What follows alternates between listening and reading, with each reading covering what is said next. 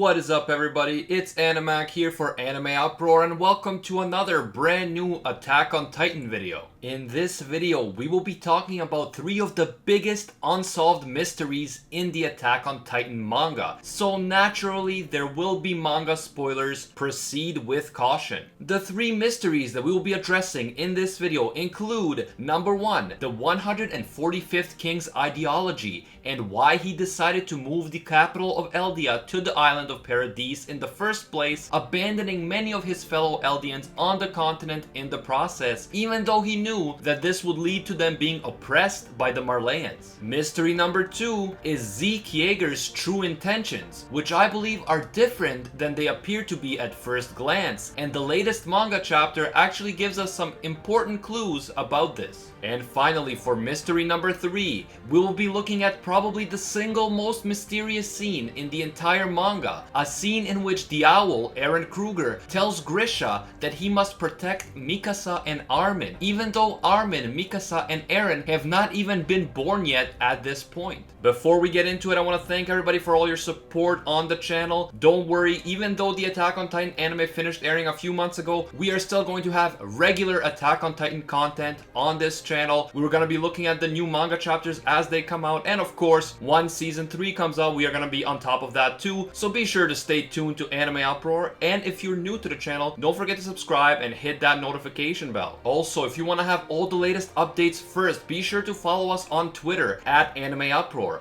And we also just created a Twitter poll where we are asking you guys what type of content you want to see on this channel in the future. So be sure to check us out on Twitter and follow us and vote in the poll to let us know. And now, if you are psyched and ready to go, be sure to go beast mode on that like button and let's get into it. Speaking of beast mode, let's start with Zeke Yeager and what he says in chapter 95 of the Attack on Titan manga. While talking to the other Eldian warriors about launching another attack on Paradise with the help of the Tiber family, who are the possessors of the Warhammer Titan, Zeke says the following: "Recent battles have made it even more clear to all that conventional weapons will outperform Titan weaponry in the near future. In other words, it will not be long before Eldians lose their tactical value." In the same conversation, Peak also says something important when she states that even if the plan to retake the Founder succeeds, I feel like that wouldn't be enough to balance out the rest of the world's historical feelings about Eldians, given how bad it's gotten now. These statements are important for the following reason: Marley and the rest of the world hates Eldians because they fear their potential to become Titans, and they consider them to be spawn of the devil and therefore evil, subhuman, and dangerous. Despite the terrible ways in which Marley treats Eldians, forcing them to live in internment zones, forcing them to turn into Titans to fight Marley's enemies, and even brutally killing innocent children, as was the case with Grisha's sister, the reason that Marley hasn't exterminated all of the Eldians yet is because the Eldians are useful. Their Titan powers have been used by Marley to gain dominance over their enemies and establish a powerful empire. But the situation is now changing. Recent advancements in weapons technology have made the Titans less useful, and as we learned in chapter 92, even the armored Titan's armor can now be pierced by modern weapons.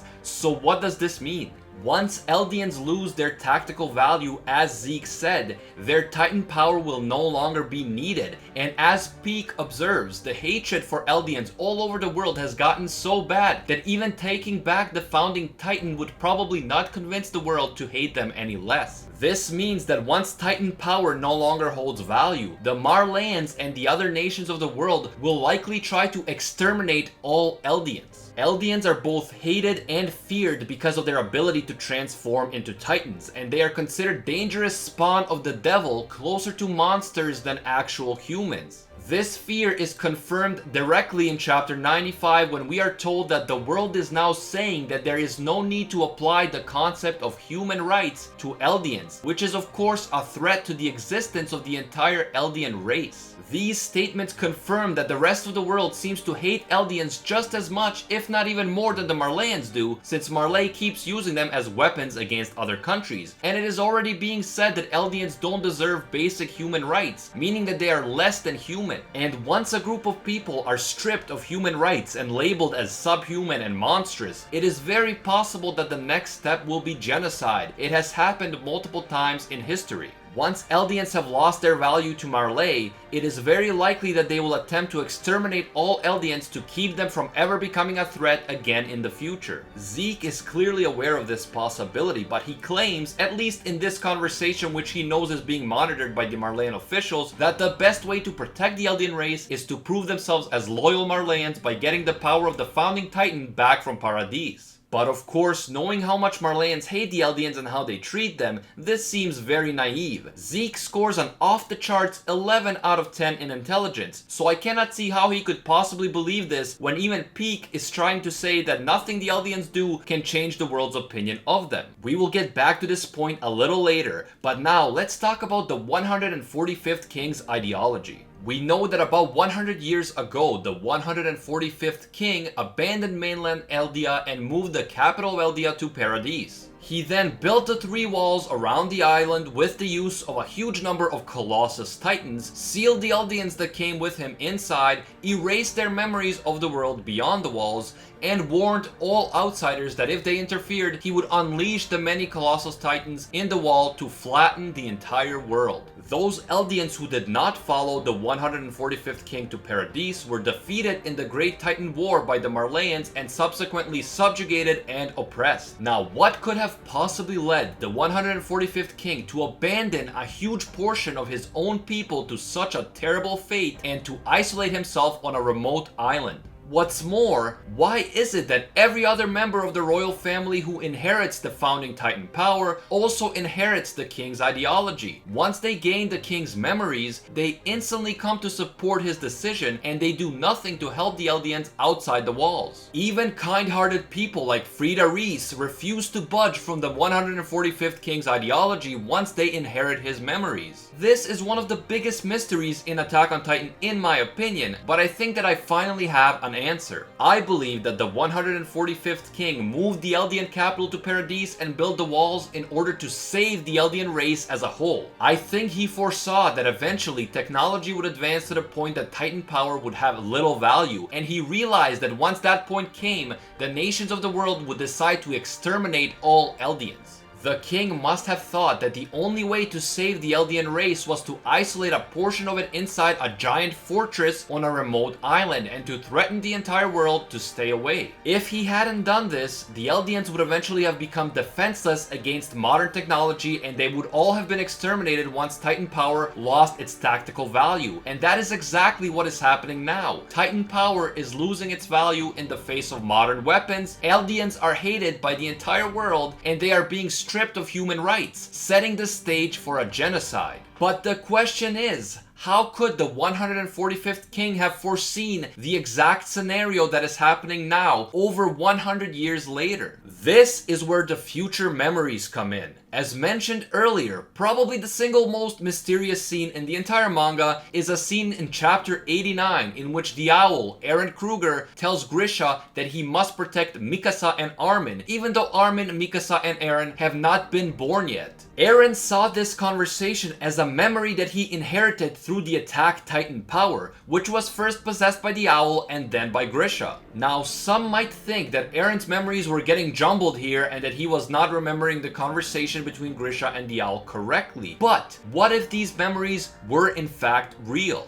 What if Titan shifters can actually see the future? We know that all Eldians are connected through invisible pathways that are not bound by physical space. So what if they are not bound by time either? What if Titan shifters not only inherit memories of the past from previous Titans, but also future memories from future Titan shifters? What if the 145th king, through the founding Titan power, received memories of the future in which he saw that modern technology would surpass Titan power, and that this would lead to the extinction of the entire Eldian race? What if he moved the capital to Paradis and built the walls around it to prevent that very thing from happening? And what if the reason that all members of the royal family who inherit the founding Titan power suddenly adopt the 145th king's ideology is because they see those future memories as well? Once they inherit the power, they suddenly realize that if they leave Paradis and try to help the Eldians on the continent, they will inevitably bring about the destruction of the entire Eldian race. This would explain why a kind-hearted person like Frida Reese would not try to help the Eldians on the continent. She and all the other holders of the founding Titan with royal blood are faced with an extremely difficult choice. They can either try to help the other Eldians and destroy the entire Eldian race in the process, or abandon the other Eldians in order to preserve the Eldian race as a whole.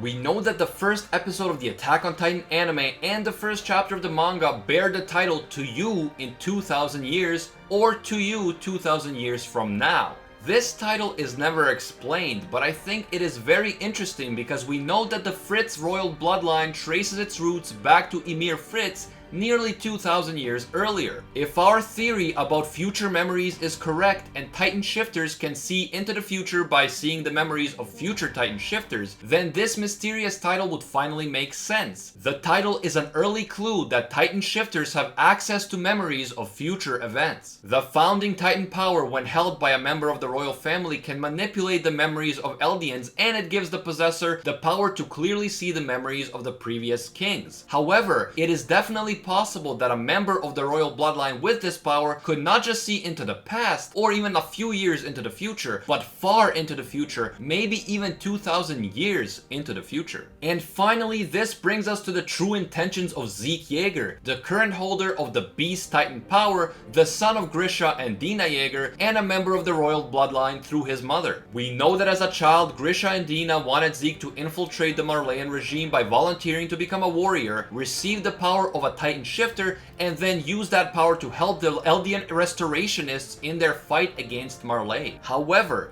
the young Zeke betrayed his parents and gave them up to the Marleyan authorities, which led to his mother being turned into a Titan and his father nearly sharing the same fate before being rescued by the Owl. Now, while we can believe that the very young Zeke betrayed his parents because he was naive and came to believe Marley propaganda that was being forced onto him on a daily basis, I find it much harder to believe that the adult Zeke, whose intelligence is known to be 11 out of 10, would keep buying into Marleyan propaganda and believe that Eldians can expect a bright future under Marleyan rule. I find it much more likely that Zeke now fully realizes the truth. Soon modern weapons will surpass Titan technology, meaning that Eldians will lose their tactical value, and this will eventually result in the genocide and extermination of all Eldians once there is no more reason to keep them around. We know that in chapter 83 of the manga, Zeke says to his half-brother Eren that he will someday come to save him. Since Zeke only has one more year left as a Titan shifter, he wants to return to Paradise as soon as possible. But why exactly does he want to return? I believe that Zeke is definitely intelligent enough to realize that Eldians face extinction in the near future. I believe that he wants to save the Eldian race, including Eren, and just like the 145th king, who was willing to abandon some Eldians to save the race as a whole, Zeke is prepared to kill some Eldians to save the rest. I think that Zeke understands the ideology of the 145th king and the royal family, but he sees beyond their ideology as well. Zeke took part in Marleyan military missions that involved dropping Titans from the air into enemy territory, and he knows that soon enough technology will advance to the point that even the walls on Paradise will not be able to stop those who want to kill the Eldians if they simply decide to drop bombs out of aircraft onto the island.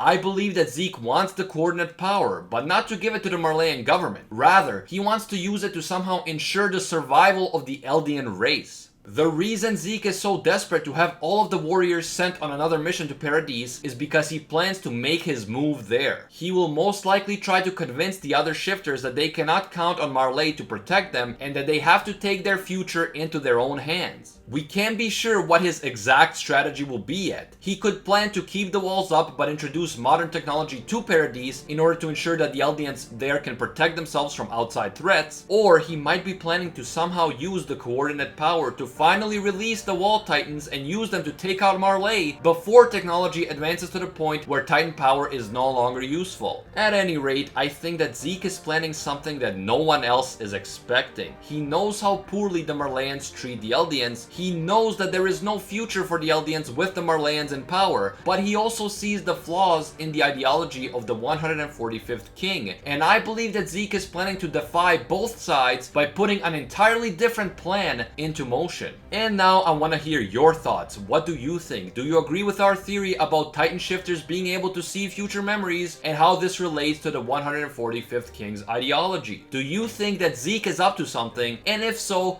what do you think he's actually going to do? Let us know down below. If you enjoyed this video and you want to see more, be sure to go beast mode on that like button. And if you are new to the channel, don't forget to subscribe and hit that notification bell. As always, thank you all so much for watching. And until next time, see ya, Space Cowboys.